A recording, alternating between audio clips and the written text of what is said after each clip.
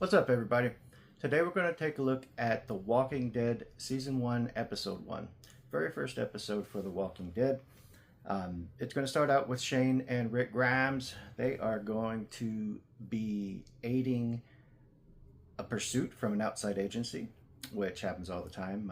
Police departments, sheriff's offices, constables departments, they all work together. And they'll call for help if they need it.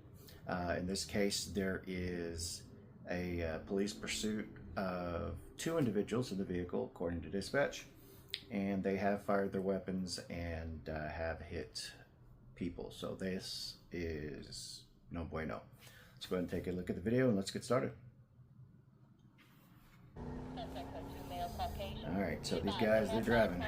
Shane's getting ready with his gloves. Two vehicles from Rick and Shane's side. Here comes Rick and Shane. They are stopping, going to the trunk, and what they're getting are spike strips. Now, I think most people know what a spike strip is, also known as a stop stick. Putting it down, stretching it across the road. And let's take a stop for a second there. Take a break. Stop sticks are made to stop fleeing vehicles. The idea behind them is the spikes in that strip are hollow. They break off when the tire runs over. So that hollow spike is in a tire and it's slowly letting the air out so the tire doesn't explode. It's a controlled stop for the car, which is what you want. You might have seen pit maneuvers where they flip everybody. The idea is not to hurt the guys running, not to destroy property, definitely not to crash them out, but sometimes that happens. So this is a stop stick. Backing it up, backing it up, backing it up.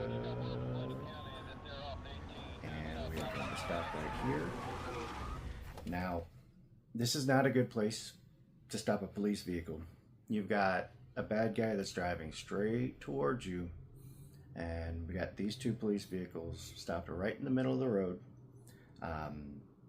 Not a good idea. You never know if that fleeing vehicle is going to keep running and run straight over you. Hit an officer. Not a good idea to do this. In the state of Texas, it's called a roadblock, and it's no bueno. Everybody's getting out of the vehicles, getting ready. Here's Shane with a shotgun. Sounds like they chasing those idiots up and down every back road we got. Maybe we'll get on one of them video shows, you know, like World's Craziest Police Chases. What do you think? What I think, Leon, is you need to stay focused. And make sure you got a round in the chamber and your safety up. Okay, let's take a look at Officer Leo there. Officer Leo wants to be on World's Wildest Police videos. But Rick tells him, don't worry about that. Make sure you have a round in the chamber and your safety off. Now, if you know anything about handguns, round in the chamber, maybe you've heard it. Essentially what it is when you pull your weapon out, it's ready to fire. None of this pulling out, racking it, that takes time. Some people like to carry it every day without a bullet in the chamber. They think it's a little bit safer for them because it won't accidentally go off if they pull the trigger. But as a police officer, you're going to have that round in the trigger, or excuse me, that round in the chamber simply because of timing. If somebody's coming after you and they're going to shoot you, you got to pull that weapon out and you got to go ahead and engage. You can't pull it out and rack it. It's going to waste time, and that's time that could cost your life. It could cost other people's lives. Now, saying that, that round in the chamber is good. It's an extra round. So, probably heard the phrase 12 in the mag, 1 in the pipe. If you don't round that, if you don't put that chamber round, sorry, this is still my first video. If you don't put a round in the chamber, you're only going to have 12 bullets. You're not going to have 13. So, also going to look at his weapon. Officer Leo's weapon is a Glock. Glock is one of the most popular and numerous handguns in the world. It's one of those things that if it ain't broke, don't fix it. Glocks don't have safeties. They have a little trigger thing. It's called a safety trigger or something like that. But, I mean, it doesn't prevent you from pulling the trigger. So, unlike other guns, there's no safeties to disengage before you go. It's pull and shoot. What Officer Leo did there was depress the mag release. That's not a real safety, it's just a mag release. If he actually had done that, then the magazine would have come out. Let's take a look at what else we got here. Would be kind of cool, get on one of them shows. Alright, bad guys weaving all over the road.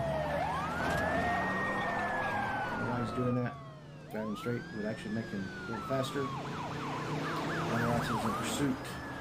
No contact there. Come up to the spike strip. There's your spike strip. What's going to happen? He's going to run them over. Boom. Tires blow up. Stop him for a quick second. That is not how a spike strip works. The way a spike strip works is you get it from the trunk like you saw earlier on. This is an accordion that goes across the road like you saw. One was over here, one was over here, they pulled it. It's not the way it works. It's one officer that's going to deploy those spike strips. And it's a very dangerous thing to do because you are exposing yourself to the vehicle that's oncoming. So what you're going to do is the bad guy's coming with his car. He's flying super fast. Police officer with the spike strip throws it across the roadway. And because of that accordion effect, it stretches out all the way across the roadway. So he throws it. Bad guy comes over, hits it. Then the officer it's basically a string, pulls it back towards him to the side of the road. He does that so only the bad guy runs over the spike strip. If you leave it out there, you got two pursuing police vehicles. They're going to run that thing over and their tires are going to get popped. So, spike strip, see the car coming, slide it across, he runs over, jack her back as quick as you can. Again, very dangerous thing to do, but that's how they work. That guy's crashing out. Happens. Not ideal, but it does happen. So he's crashed out. Dispatchers told us we got two bad guys in there, and they have shot people. So we're on our toes here. Weapons trained on the vehicle. I want you to watch this for a quick second.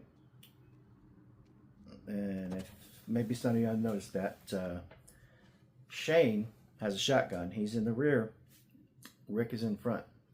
Now, something that we call muzzle discipline. Basically, you're not pointing your gun at another person or anything else that you don't want to destroy. There are basic safety rules when it comes to guns. We'll go over that probably in another video. But you do not want to point your weapon at anything you're not willing to destroy. So if your buddy is in front of you and he walks across your line of fire, a lot of different phrases for that, and we'll go over those later, but one of the most popular one is called flagging. You don't want to flag anybody that's pointing your gun at somebody. You'll notice as Rick is coming forward, Shane has his shotgun and he dips it and goes around so as not to point his weapon at Rick. So let's take that back a little bit and you can see that. No crash. It's a good crash, dude. Going very well.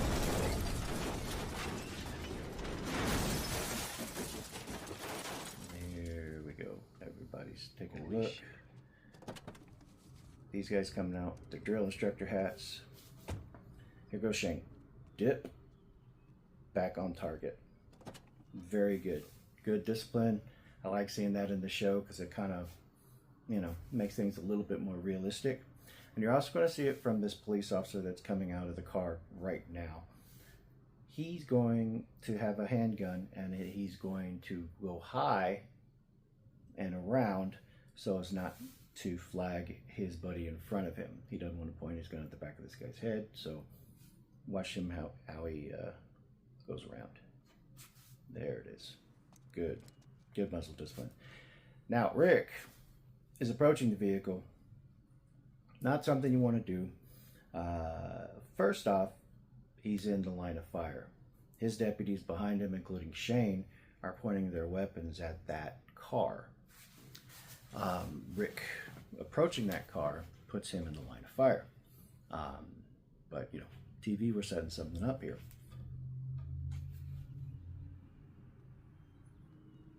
Okay, here's bad guy coming out, guns in hand, verbal commands, just start shooting. There they go. Put it down! Boom, boom, boom, boom. Bad guy's getting hit. Maybe. Lots of gunfire. Boom. Rick takes one in the torso, side of his torso. Now, we're going to look at body armor, bulletproof vests, Kevlar. Everybody knows what they're supposed to do. They're supposed to stop bullets. Majority of the time they do.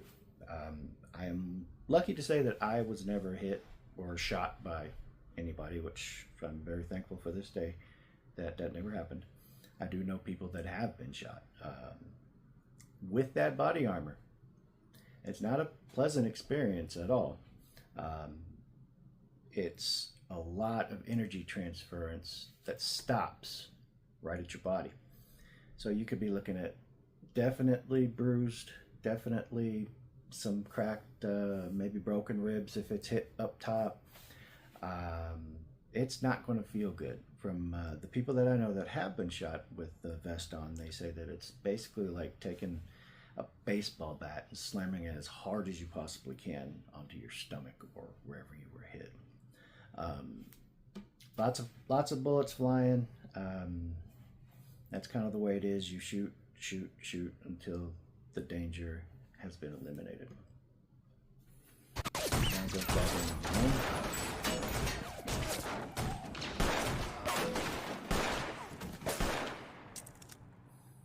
Here's that guy number 2. These two guys we have taken cover behind the vehicle. You notice where Shane's at. The car's kind of catty-cornered, and Shane is right up at the front pillar of the car. That is a great place for cover and concealment. Putting yourself in a place where it's going to be hard to get hit by a bullet. Cars are not bulletproof. These bullets will zing right through cars. I mean, movies are wrong. Cars are not bulletproof. What stops a bullet is a big, heavy steel metal engine from that vehicle. So the way his car is pointed, he's being covered by the engine compartment. That is going to help not get hit by a bullet. Shane and company take down guy number 2. I'm all right. Rick down there definitely hurt, but you see what he's doing. He's trying to reload his enormous revolver. Had the Son of a bitch shot me. You believe that? there he is. He's putting rounds back in. Yeah. Now, here comes a third guy. This third guy they don't know about. Dispatch told him there were 2 individuals in the vehicle that were shooting and fleeing. It happens. Police dispatchers can only tell you what is told of them. They're not on site. Somebody calls 911 and they say there's 2 guys in a car and they're driving away and they're shooting. That's the information that the police officers get. It's 2 guys in a car and they're shooting. If the reportee does not know there's a third person in there, police officers aren't going to know there's a third person in there. That's why what should have happened here is Rick's down. They need to pull Rick out the way, number 1. They still need to be on guard before they clear that vehicle as no more threats. So here's our third guy crawling out. Shane, you do not tell Lori that happened. Ever. He's got a handgun. Boom. Shane puts him down. Nice shot with the shotgun. Let's go back just a tad bit and see where Rick gets hit. not tell Lori that happened. Ever. Boom. You understand? Rick gets hit on kind of the side, almost up underneath his armpit. Bulletproof vests are wonderful. They save lives, but they don't give you 100% coverage on your body. I'm going to say things like, you've probably seen this, or everybody knows about this. The way the vest is shaped, it's almost like a tank top. It's got good coverage here, good coverage here. Usually right up to about here is where it covers. But on your sides, those are weak points for body armor. So where he got hit, there's no coverage there. Kind of a 1 in a million shot, but he had his back turned from the target, and that's unfortunately where he got hit. That's a bad shot, because that goes into your chest cavity where all the important things are. No. We got Shane here doing some first aid. Looks like he's applying pressure to the wound. Leon! You get that ambulance out here, you tell him there's an officer down, you do it now! Get EMS, medical there, trying to keep him calm. Sounds crazy, but that's what you're taught if you get shot. Try to be calm, slow your breathing down. The more excited you are, the more adrenaline that's pumping, the more blood you can lose, and the quicker you can go into shock. So these guys are trying to make sure that their boy's taken care of. I'm going to fade out, not knowing what's going to happen with Rick. But as we all know, the world's going to be taken over by zombies. So that is episode 1 of The Walking Dead. Hope you enjoyed it. If you want more content like this, like my page, subscribe, give me some comments and stuff you may want to hear yourself, or if you have any other anything that you'd like to add to this video. Thank you guys, and we'll do it again.